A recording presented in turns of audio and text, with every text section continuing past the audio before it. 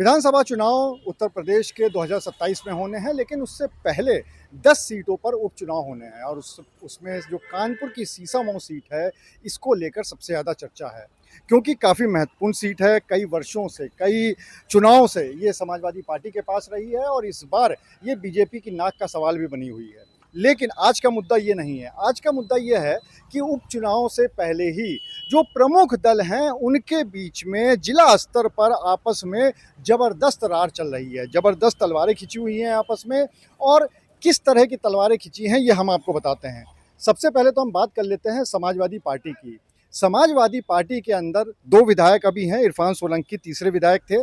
वो चूँकि उनको सज़ा हो गई और सुप्रीम कोर्ट के आदेशानुसार जब किसी को सज़ा हो जाती है 2 साल से ज़्यादा की, तो फिर उसकी विधायकी चली जाती है। तो उसके बाद 2 विधायक समाजवादी पार्टी के बचे कानपुर में, अमिताभ बाजपेयी और हसन रूमी। इन दोनों की लगातार बयानबाजी चल रही है जिला अध्यक्ष फजल महमूद के साथ, जो कि समाजवादी पार्टी के जिला अध्यक्ष हैं। काफ़ी एक दूसरे की तरफ से बयान आ रहे हैं, एक दूसरे पर आरोप प्रत्यारोप लग रहे हैं और दोनों ही तरफ से ये बात कही जा रही है कि इन दोनों के बयान संगठन को कमज़ोर करने का काम कर रहे हैं। ये ज़बरदस्त रार इस समय मची है। एक तरफ से अगर बयानबाजी होती है तो उसका जवाब दूसरी तरफ से तुरंत ही दिया जाता है। तो समाजवादी पार्टी में 2 विधायक एक तरफ हैं और उनके जो जिला अध्यक्ष हैं वो दूसरी तरफ। अब बात कर लेते हैं कांग्रेस की।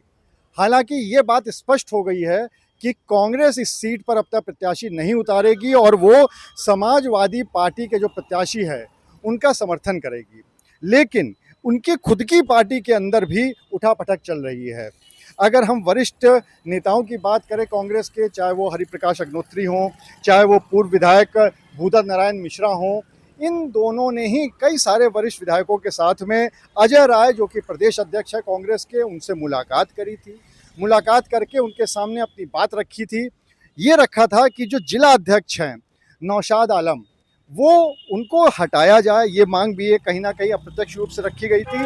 और ये भी रखा गया था कि ये वाला चुनाव जो लोकसभा वाला है, ये पार्टी जीत सकती थी, लेकिन कहीं ना कहीं संगठन की कमजोरी की वजह से, जिसके कि अध्यक्ष नौशाद आलम हैं, उनकी वजह से ये सीट नहीं जीत पाए और जीतते जीतते हार गए। इस वजह से अब दूसरे को प्रतिनिधित्व दिया जाए। इस बात को लेकर जो वरिष्ठ नेता हैं कांग्रेस के, वो लगातार मुखर हैं। और दूसरी तरफ नौशाद आलम का ये कहना है कि उनके संगठन की मजबूती की वजह से ही ऐसा हो पाया कि इतने कम अंतर से ही पार्टी हारी, गठबंधन का प्रत्याशी हारा, वरना ये सीट निकल जाती। तीसरी अगर हम बात करें तो भारतीय जनता पार्टी की।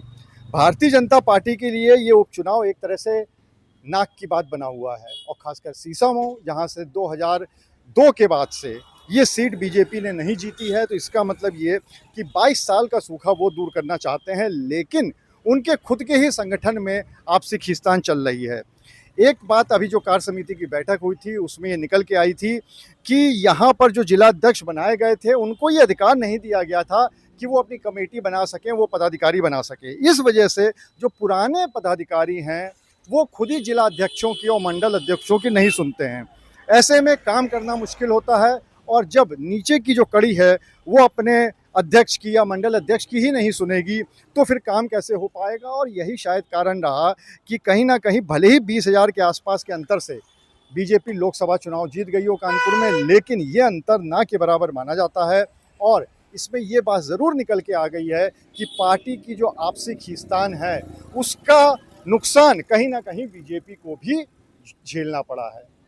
तो तीनों ही जो प्रमुख पार्टी हैं, उनके बीच में आपसी खींचतान चल रही है। अब देखने वाली बात ये होगी कि इस खींचतान का नुकसान आने वाले उपचुनाव में कौन सी पार्टी उठाती है। अनुराग अग्रवाल, TV9 कानपुर।